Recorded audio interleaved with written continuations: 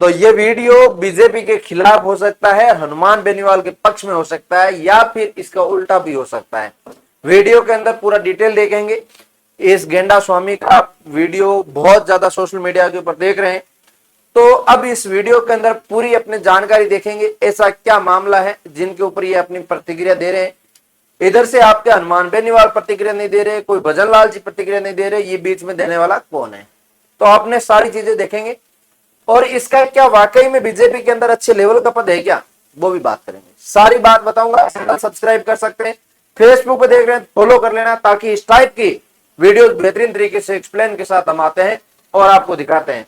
तो ऑफिशियल रूप से जो वीडियोज इन्होंने अपनी पोस्ट की है और उसकी क्लिप्स जो काफी सारी वायरल हो रही है, वो सुनिएगा पहले। मुख्यमंत्री की तरफ कोई अंगली उठाएगा तो फिर मुझे बोलना पड़ेगा। बेनीवाल जी, आप मुझे एक बात बता दें। ये अपने आप में यहाँ पे आप लिखा हुआ देख पा रहे हैं, ये है आपके यहाँ पे जो देख रहे हैं, पूर्व जिला उपाध्यक्ष बीजेपी, ठीक है। ये पूर्व जिला उपाध्यक्ष बीजेपी, मुझे ये पता नहीं है कि किस जिले का ये उपाध्यक्ष रह चुका है। और दूसरी बात ये कि उपाध्यक्ष पद भी इतना कुछ होता नहीं है।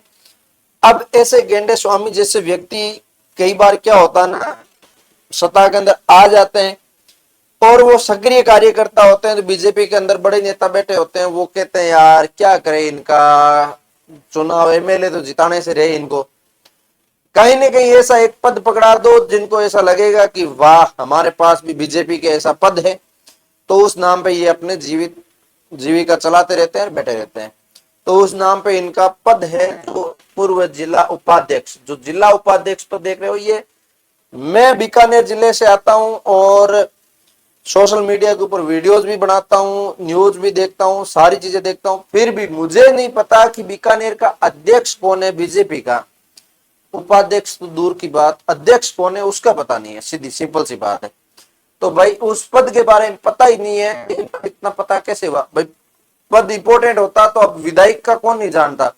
बीकानेर के विधायक को जानते हैं, जो हमारा तहसील नहीं रहता उसका एमएलए तो जानेंगे हमारा जिला, लेकिन बीकानेर का, नोखा का सब एमएलए को जानते हैं, क्योंकि एक इंपॉर्टेंट पद है।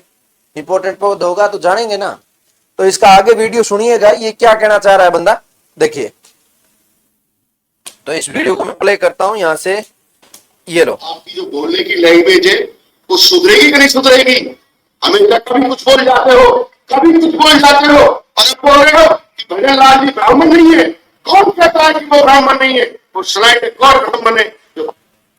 तो देखो, भजन लाल जी के बारे में जो बेनीवाल साहब ने कहा है कि ये भजन लाल जी ब्राह्मण नहीं है, ये बेनीवाल जी शब्द नहीं है।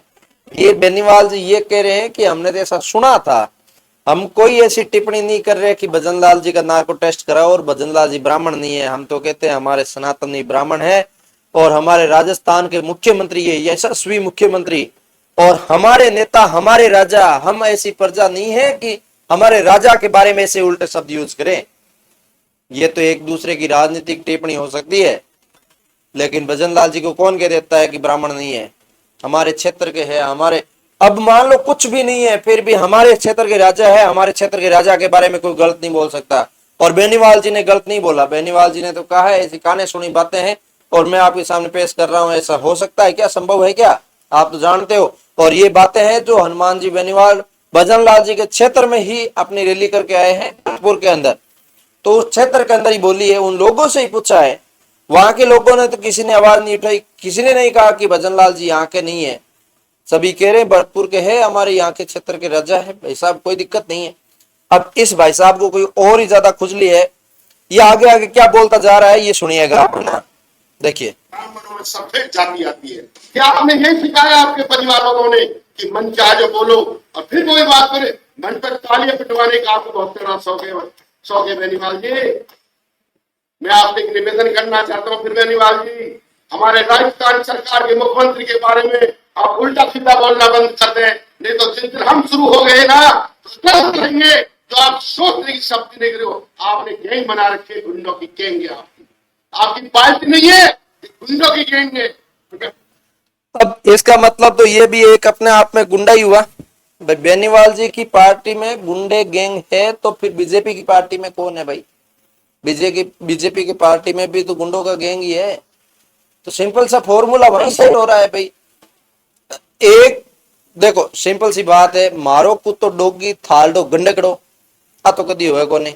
तो ई वास्ते बीजेपी में गुंडा है जदी तो आरएलपी में गुंडा दिख रहा है, नहीं तो मन तो दोनों में गुंडा दिख गया। कौन दोनों में अच्छे व्यक्ति है और अच्छे अपने अपने कार्य कर रहे हैं।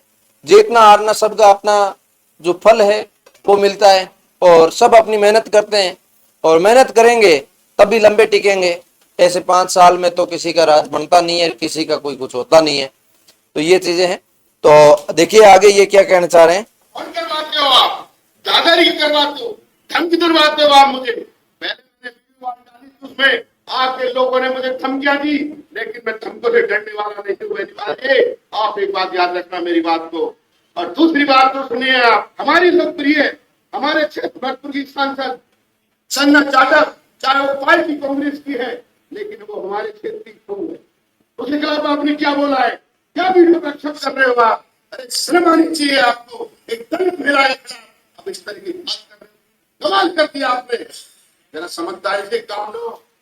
भाई बेनीवाल जी का तो कहना ये था कि संजना जी आप भी यहाँ के क्षेत्र के लोगों के लिए कुछ कर सकते हैं, आप भी आवाज उठा सकते हैं इन क्षेत्र के लोगों के लिए, आरक्षण के लिए, लेकिन आप क्यों नहीं उठा रहे। बात तो ये रखी थी और इनको बुरी लग गई और वहां के लोगों ने पुतला जलाया। वो भी एक अलग से वीडियो बना के डिटेल में बताऊंगा कि बेनीवाल जी ने क्या कहा था उनके बारे में और क्या है ऐसा मामला जिनकी वजह से लोग वहां पे पुतला जला रहे हैं। तो यहाँ पे इनको मिर्ची लग रही है, तो मिर्ची लगने का कोई उपाय तो है नहीं। भजन लाल जी के बारे में कोई कुछ बुरा बोलने वाला नहीं है और क्यों बोलेंगे। और बेनीवाल जी भी नहीं बोलते। बेनीवाल जी ने जो चीजें बोली है, जो गलतियां होती है वो गलतियां बताने पर आपको गुस्सा आता है, तो फिर जाहिर सी बात है आपके पास गलतियां है और गलतियां सुधारने का मौका आपके पास है नहीं। तो गलतियां सुधारोगे तो आपको कोई कुछ नहीं बोलेगा। और यही है हमारे लोकतंत्र की बात। तो आपके सामने है कि क्या होना चाहिए आगे का। आपकी क्या प्रतिक्रिया है इस वीडियो के ऊपर, क्या कहना चाहोगे आप कमेंट में लिख सकते हैं। उम्मीद करता हूं आप सबको ये वीडियो के अंदर समझ में आ गया होगा। इसका पूरा ज्ञान सुनने से कोई फायदा तो है नहीं, 2 मिनट का वीडियो है, 1 मिनट आपने सुन लिया, अच्छा लगा होगा, आपको समझ में आ गया होगा ये क्या कहना चाह रहे हैं। तो उम्मीद करता हूं अच्छा लगा होगा। शेयर कर दीजिएगा। मिलते हैं किसी नए वीडियो के साथ, तब तक के लिए जय हिंद जय भारत।